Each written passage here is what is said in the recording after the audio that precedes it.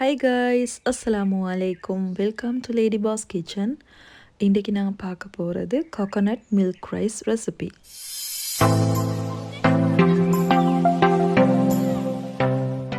So வாங்க எப்படி செய்கிறேன்னு பார்ப்போம். ஃபஸ்ட் ஒரு பேனில் 1 டேபிள் ஸ்பூன் நெய், 2 டேபிள் ஸ்பூன் ஆயில் ஆட் பண்ணிக்கோங்க. ஆயில் சூடாவின பிறகு ஒரு பெரிய வெங்காயத்தை ஃபைனாக சாப் பண்ணி சேர்த்துக்கொள்ளணும்.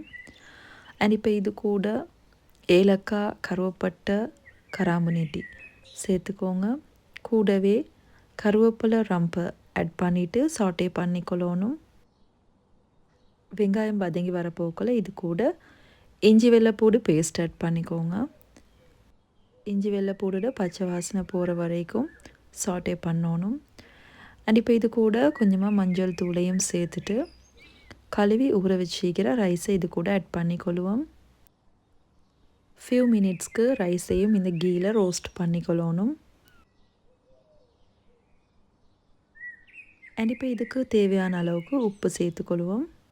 ஸோ இந்த ரைஸ் குக் பண்ணுறதுக்கு நாங்கள் தண்ணி சேர்க்க போகிறது இல்லை, கோகோனட் மில்கில் தான் செய்ய போகிறோம். ஸோ 1.5 கப் அரிசிக்கு 2.5 கப் கோகோனட் மில்க் ஆட் பண்ணிக்கிறேன். மீடியம் ஃப்ளேமில் வச்சு குக் பண்ணி எடுக்கணும். இடைக்கிட மிக்ஸ் பண்ணிக்கொள்ளணும். கோகோனட் மில்க்ன்றதால பால் திரண்டு வர பார்க்கும். ஸோ இடைக்கிட மிக்ஸ் பண்ணிக்கொண்டே இருக்கணும்.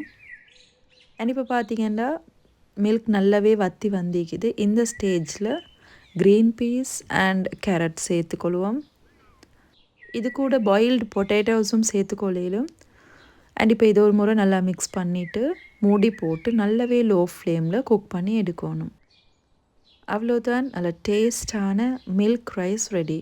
ஸோ இந்த ரெசிபியை மறக்காமல் நீங்களும் ட்ரை பண்ணுங்கள். இன்ஷால்லா இன்னொரு ரெசிபியில் உங்களை சந்திக்கிறேன். அது வரைக்கும் டேக் கேர், பாய்.